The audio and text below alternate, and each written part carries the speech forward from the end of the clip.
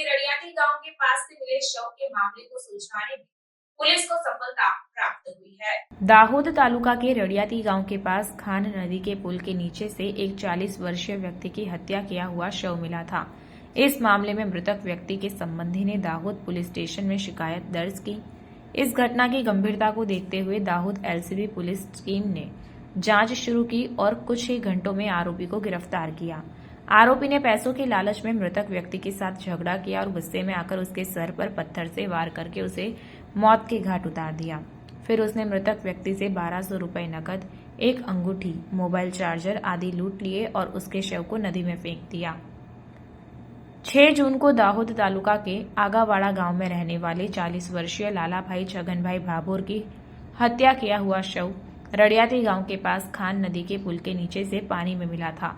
इस मामले में मृतक लाला भाई के पारिवारिक भाई ने ए डिवीजन पुलिस स्टेशन में शिकायत दर्ज की थी।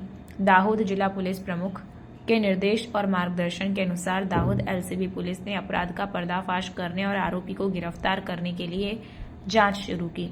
रड़ियाती संगम चौकड़ी के पास परमेश्वर धाम के नजदीक दाहोद में रहने वाले गणेश भाई उर्फ सनी उर्फ कालो उर्फ भोले, तानसिंह भाई शांतिलाल डामोर की खान नदी से शव मिलने के मामले में पिछली रात किसी व्यक्ति के साथ झगड़ा हुआ था जो देर रात कहीं जा रहा था। इस आधार पर उसके घर की जांच की गई लेकिन वहां उपस्थित नहीं मिला और उसके परिवार के सदस्यों से पूछताछ करने पर भी पुलिस को संतोषजनक जवाब नहीं मिला, जिससे पुलिस को उस पर शक हुआ। पुलिस ने उसकी हाल की फोटो और तकनीकी स्रोतों के माध्यम से उसे खोजने के लिए जांच शुरू की और उसे गिरफ्तार किया। पुलिस स्टेशन लाए जाने के बाद गहन पूछताछ के दौरान गणेश भाई उर्फ सनी उर्फ कालो उर्फ भोले, तानसिंह भाई शांतिलाल डामोर ने पुलिस की पूछताछ में सच बताया कि 2 दिन पहले दाहोद रेलवे बी केबिन क्षेत्र में लाला भाई छगन भाई भाभोर के साथ पैसों की लालच में झगड़ा हुआ था और झगड़े के दौरान गणेश भाई उर्फ सनी ने आवेश में आकर पास के पत्थर से लाला भाई के सिर पर मार दिया और उसे मौत के घाट उतार दिया। उसके बाद उसने लाला भाई से 1200 रुपए नकद, एक अंगूठी, मोबाइल चार्जर और एक बेल्ट चुरा लिया और पास की खान नदी में लाला भाई के शव को पानी में फेंक दिया।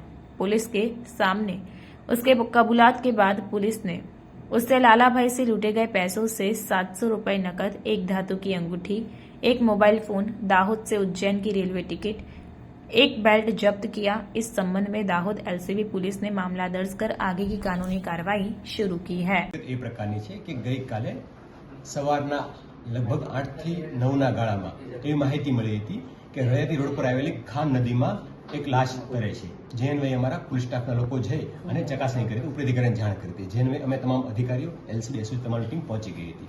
તો ત્યાં એક વ્યક્તિ 35-40 વર્ષની ઉંમરનો છે જેમની બોડી, જેને માથાના ભાગે બોથડ પદાર્થનો ઘા મારી એનું મરણ નિપજાવ્યું હોય એ પ્રકારની હાલતમાં છે, એ મળી આવી હતી, જેમને લઈ અને પીએમ માટે ખસેડવામાં આવી હતી।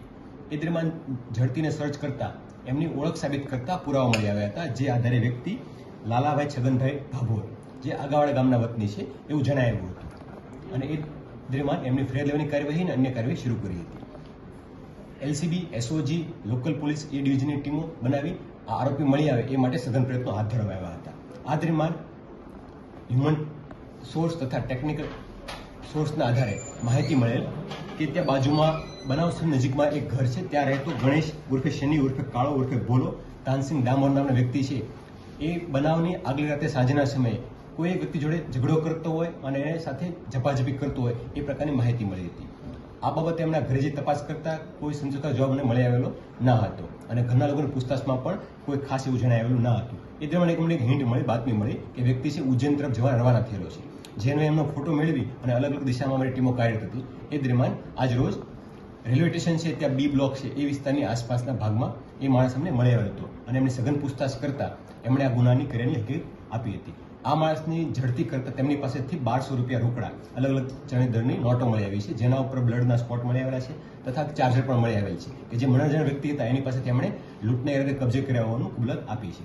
આ અન્વયે એવું પણ જણાવ્યું છે કે આ આરોપી છે એનો ગુનાહિત ઇતિહાસ પણ રહેલો છે અને 3 ગુનામાં અગાઉ પકડાઈ ચૂક્યો છે, જેની હાલમાં અટક કરી કાયદેસરની કાર્યવાહી હાથ ધરવામાં આવેલી છે। ગુનામાં અન્ય કોઈ સંડોવાયેલું છે જેની તપાસ ચાલુમાં છે।